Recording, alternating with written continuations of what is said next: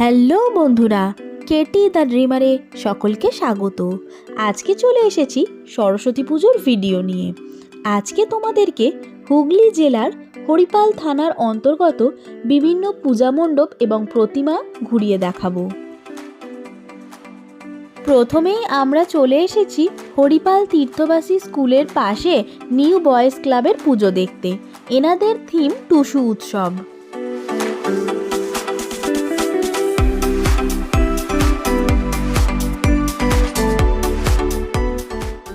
মণ্ডপের ভেতরে news paper দিয়ে বিভিন্ন রকমের ডিজাইন করেছেন। প্রতিমাও বেশ সুন্দর, একটু অন্যরকম।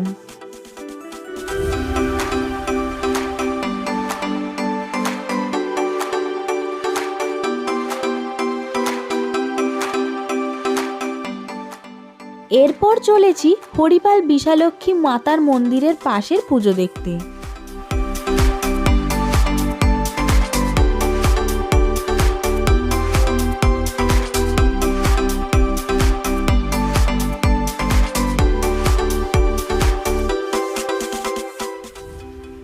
ওই পুজোটি দেখে ফেরার সময় জাগ্রত বিশালক্ষী মাতার একটু দর্শন করে নিলাম।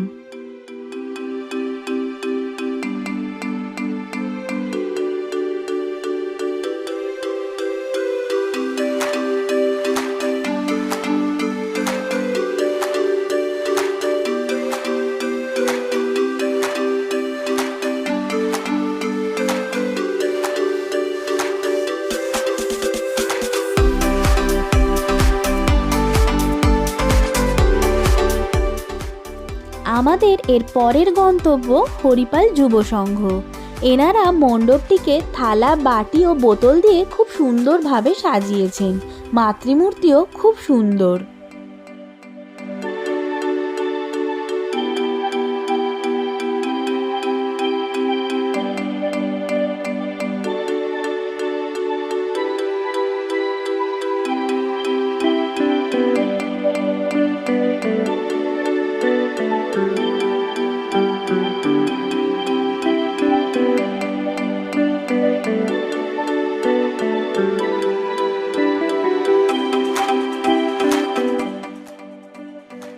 এবার চলে এসেছি আমরা কজন ক্লাবের পুজো দেখতে। থার্মোকলের থালার উপর ওম চিহ্ন এবং স্বস্তিক চিহ্ন দিয়ে খুব সুন্দরভাবে মণ্ডপটি এনারা সাজিয়ে তুলেছেন।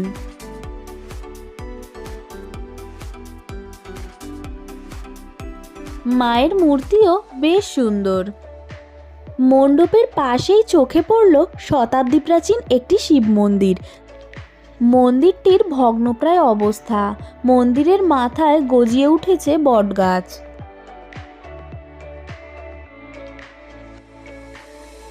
না জানি কত ইতিহাসের সাক্ষ্য বহন করছে এই মন্দির।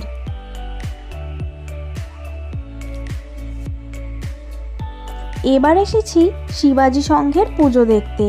এনাদের থিম মরুভূমির মধ্যে মরুদ্যান।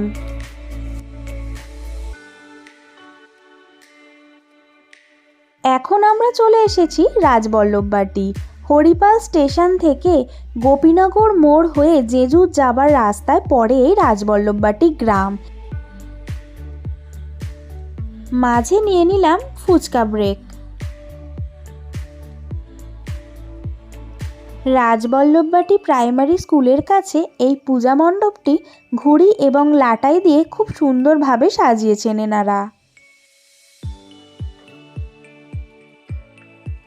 পরের পূজা মণ্ডপটি প্লাস্টিকের গ্লাসে কালারিং লিকুইড দিয়ে খুব সুন্দরভাবে সাজিয়েছেন।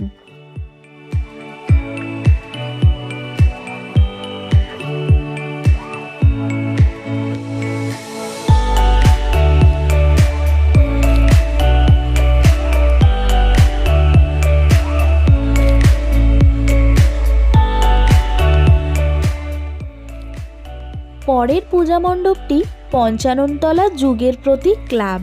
এটি এনাদের ৭৫তম বর্ষ। এনাদের থিম চায়না হতে উমা।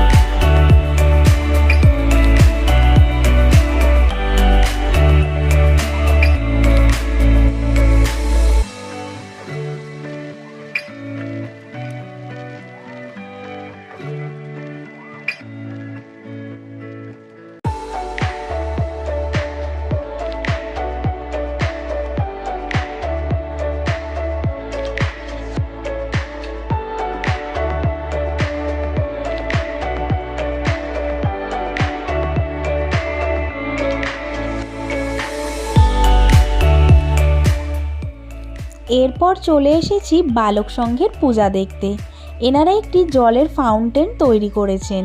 এছাড়া এনাদের মণ্ডপটি তালপাতা দিয়ে সাজিয়েছেন।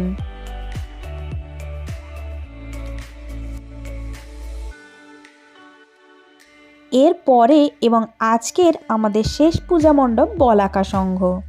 এই প্যান্ডেলের যে জিনিসটা সবথেকে বেশি নজর কাড়লো তা হলো মায়ের সামনে ফুল এবং অরিজিনাল প্রদীপ দিয়ে সাজানো।